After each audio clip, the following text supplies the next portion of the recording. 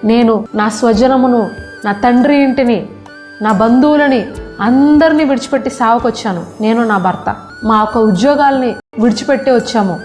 విడిచిపెట్టిన దానికన్నా కూడా దేవుడి కోసం మేము ఏదైతే చేస్తున్నామో దానిలో ఎంతో సంతోషాన్ని మేము పొందుకుంటున్నాం.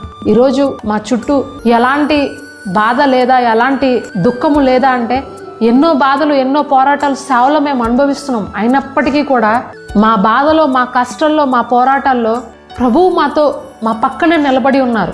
పరిశుద్ధాత్మ దేవుడు మమ్మల్ని ఆదరిస్తున్నారు, మమ్మల్ని ఓదారుస్తున్నారు. అదే మేము మనుషుల్ని పట్టుకుని ఉంటే మమ్మల్ని ఓదారుస్తారా? మా కన్నీటిని తుడుస్తారా? తుడవరు. కన్నీటిని తుడిచేవాడు ప్రభువు, మనల్ని ఓదార్చేవాడు ఆయన చేయి పట్టుకున్నప్పుడు ఎలాంటి కష్టం వచ్చినా, ఎలాంటి బాధ వచ్చినా, ఎలాంటి ఇరుకు ఇబ్బందికరమైనటువంటి పరిస్థితులు మీ సేవలో, మీ కుటుంబ జీవితంలో, మీ వ్యక్తిగత జీవితంలో, మీ యొక్క వ్యాపార జీవితంలో ఎదురైనప్పటికీ కూడా దేవుని చిత్తం ఎవరైతే చేస్తారో, దేవుడికి నచ్చినటువంటి బ్రతుకుని ఎవరైతే కలిగి ఉంటారో వారికి ఏ మేలు కొదువే ఉండదు. వారు ఏదైతే విడిచిపెట్టారో దేవుని కోసము దానికి ప్రతిగా 100 రెట్ల ఆశీర్వాదము, 100 రెట్ల ప్రతిఫలాన్ని వారు ఈ లోకమందు అనుభవిస్తారు. హల్లెలూయా.